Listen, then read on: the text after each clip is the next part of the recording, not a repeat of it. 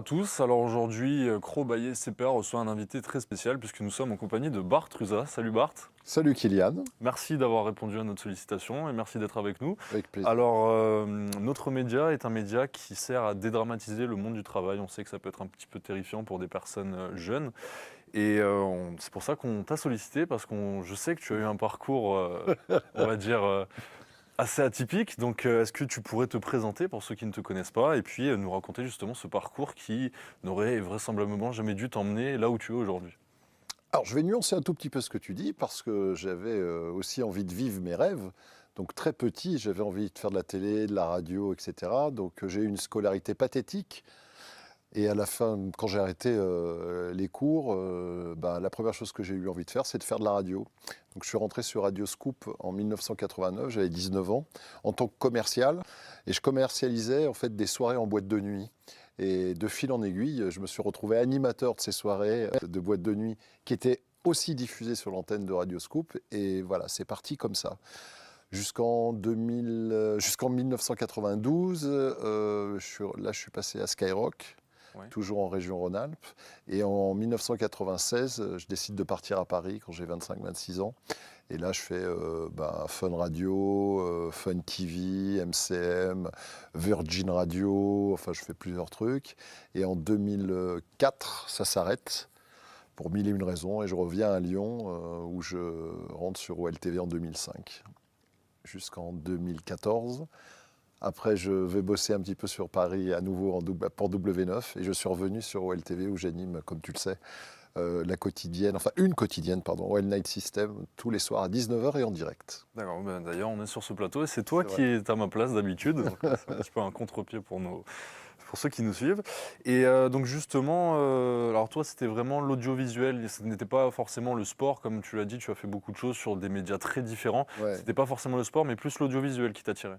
Oui, moi j'avais vraiment envie de faire un métier entre guillemets artistique. Alors la télé, la radio, ça l'est pas tellement, mais ça reste quand même un truc un peu atypique. Je me voyais pas du tout avoir des journées quotidiennes. Donc je trouvais que ce métier, et je le sens encore puisque j'ai aujourd'hui 48 ans, c'est jamais pareil, même si c'est à 19h tous les soirs, etc. Mais il y a un côté qu'on ne maîtrise pas, que j'adore, et travailler en direct, ça me permet, moi, de m'épanouir en fait. J'ai besoin de ça parce que faire tous les jours la même chose, je pourrais pas parce que j'ai pas ce mental-là et puis je suis pas assez rigoureux surtout. Donc voilà, il faut laisser place à l'artistique et l'artistique, j'adore ça. Bien sûr.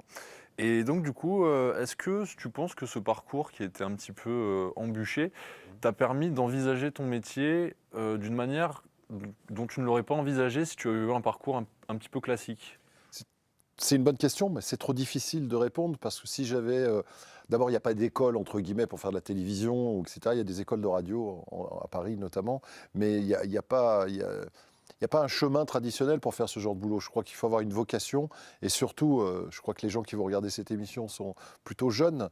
Surtout, il faut croire en ses rêves. Il faut pas, c'est une phrase toute faite, mais il ne faut pas rêver sa vie, jamais. C'est possible.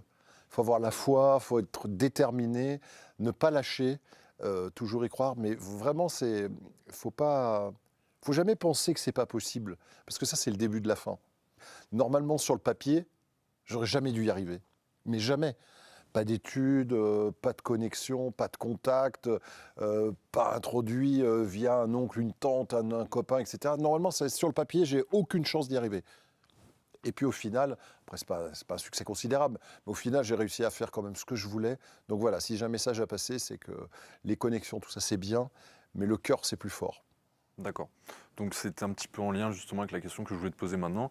C'est qu'aujourd'hui, je dis pas qu'on nous rabâche les oreilles avec ça, mais il y a tellement de pression autour des jeunes aujourd'hui. Il y a plein de formations qui sont disponibles, beaucoup de concurrence forcément. Est-ce que tu penses qu'un parcours comme le tien est encore possible à l'heure actuelle? Bien sûr, je pense que c'est peut-être sans doute plus difficile qu'il y a 25 ans ou 30 ans, Ouais. vraisemblablement, mais de là à dire que ce n'est pas possible, ce serait une bêtise. Preuve en est, c'est que les gens qui ont du talent aujourd'hui ont la possibilité que je n'avais pas à une époque, c'est les réseaux sociaux. C'est-à-dire quelqu'un qui est doué, qui a vraiment beaucoup de talent aujourd'hui, il ne peut pas passer à travers les vagues du filet. Ça n'existe pas.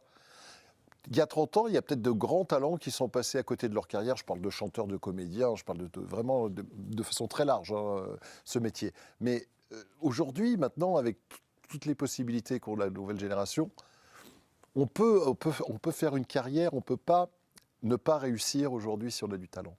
Et je pense qu'à mon époque, on pouvait passer à travers. Donc finalement, vous avez de la chance. Oui, c'est vrai que ça Et nous que vous permet n'arrêtez pas de vous plaindre en disant « ouais, mais avant c'était plus simple, etc. » Mais vous avez des outils qu'on n'avait pas. Et chaque génération, chaque époque a des avantages et des désavantages. Je crois franchement que les réseaux sociaux aujourd'hui pour les métiers un petit peu à part, c'est formidable. D'accord. Et justement, c'est un petit peu l'exemple avec notre média qui nous permet de nous exprimer, de faire Absolument. découvrir des parcours comme le tien et de ceux d'autres personnes qu'on a interviewées, que ça n'aurait pas été forcément possible à la télé ou à la C'est radio ça. de l'époque, bien sûr. C'est ça, par exemple, tu peux t'entraîner là. Tu peux refaire, couper, machin, tu as du matos, etc. Moi, quand j'avais ton âge, me filmer, revisionner, couper, remonter, etc., c'était pas possible. Aujourd'hui, avec n'importe quel logiciel, on arrive à faire des choses merveilleuses. Bien Et sûr. depuis sa chambre. Et donc, du coup, un petit peu pour conclure cette interview, tu m'as dit que voilà, aujourd'hui, on a beaucoup de moyens par rapport à avant. Je crois comprendre que tu utilises beaucoup ces réseaux sociaux, que tu aimes bien interagir avec ta communauté. Quel conseil tu pourrais donner à justement quelqu'un qui serait dans cette situation-là, un petit peu peut-être sans forcément les armes en main, comme tu as pu l'être à l'époque. Aujourd'hui, avec les réseaux sociaux, tout ça, quel conseil tu lui donnerais à cette personne qui veut devenir le Bart de demain? Alors, je ne conseillerais pas de devenir le Bart. Je lui conseillerais de faire autre chose. Bien sûr, mais Non, mais voilà. ça ne serait pas lui rendre service. Non, je crois surtout qu'il faut oser. Je veux dire, qu'est-ce que vous risquez aujourd'hui de faire un truc qui fasse un flop monumental? Il ne faut pas se dire je suis pas bien, j'y arriverai pas, je passe pas à la télé, j'ai pas une jolie voix, ça va pas, etc. Ça, c'est le début de la merde. Il faut pas. Il faut y aller, essayer, tenter, et à force de recommencer, eh ben, ça peut peut-être marcher. Et puis si ça marche pas, bah, ça voudra peut-être dire que vous n'êtes pas fait pour ce métier, c'est tout. D'accord, mais il ne faut pas avoir cette peur de l'échec. Que si on Non, échoue au début, il ne faut pas se mettre dans cet surtout état pas. d'esprit. Tu as très bien compris mon message que je voulais passer. Euh, Envisager l'échec, c'est déjà perdre. Il ne faut pas y penser à ça. Parce que si tu pars de ce principe-là, tu ne peux pas gagner. Je veux dire, c'est parce que c'est impossible qu'il faut le faire. On y arrivera. Qu'est-ce qu'on peut te souhaiter maintenant pour cette année 2019? Là, dans un quart d'heure, j'ai une émission à faire. Bah, qu'à la fin de cette émission, c'est-à-dire à 19h45, puisqu'il est 18h45, je sois satisfait en sortant. Voilà. Très bien. Et bien, en tout cas, merci beaucoup Bart d'avoir été avec nous. J'espère en tout cas que cette interview vous aura plu. Vous pouvez nous retrouver sur Facebook, sur Instagram, sur Snapchat, sur YouTube, enfin de partout. Crobaye et Siepe partout.